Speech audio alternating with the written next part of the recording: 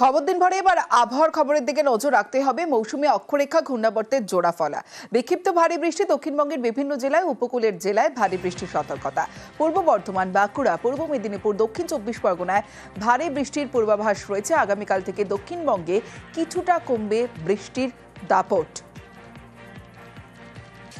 দক্ষিণবঙ্গের পাশাপাশি উত্তরেও দুর্যোগের আশঙ্কা রয়েছে, কারণ উত্তরবঙ্গে চলবে দুর্যোগ। উত্তরবঙ্গে ভারী বৃষ্টির সতর্কতা। দার্জিলিং, কালিম্পংয়ে ভারী বৃষ্টির পূর্বাভাস। আলিপুরদুয়ার, জলপাইগুড়িতেও ভারী বৃষ্টি। সোমবার থেকে অতি ভারী বৃষ্টির সম্ভাবনা। উত্তরের জেলায় ধসের আশঙ্কায় আগে থেকেই জারি করা হয়েছে সতর্কতা।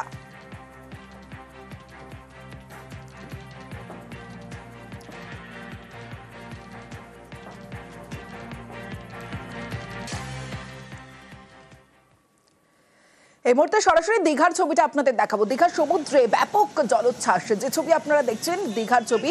গার্ডওয়াল টপকে ওপরে জল এবং সেখানেই ক্যামেরা বন্দি করতে পর্যটকরা ব্যস্ত। তবে সতর্কতা জারি করা হয়েছে, মাইকিং করা হচ্ছে। আর কি কি ব্যবস্থা নেওয়া হচ্ছে অবশ্যই জানবো।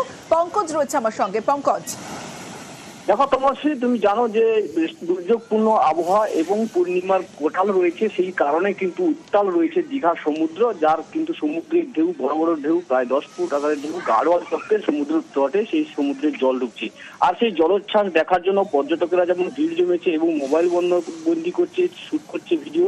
এবং প্রশাসনের পক্ষ থেকে যেটা তৎপর রয়েছে, যেখানে দীঘা মোহনা থানা এবং দীঘা থানার পক্ষ থেকে, প্রশাসনের পক্ষ থেকে মাইকিং করা হচ্ছে এবং প্রত্যেকটি বিচে দড়ি দিয়ে ব্যারিকেড করা রয়েছে, যে কারণে সমুদ্রের সামনে বাধা দেওয়া হচ্ছে। কারণ যে উত্তাল হয়েছে সমুদ্র, তার জন্য কিন্তু প্রশাসনের পক্ষ থেকে বাড়তি নজরদারি রেখেছে, যাতে করে কেউ পর্যটকরা সমুদ্রে না স্নান করে। এই নিয়ে সব মিলে একেবারে উৎসুক পর্যটকরা সেই জলোচ্ছ্বাস দেখার জন্য ভিড় জমিয়েছে।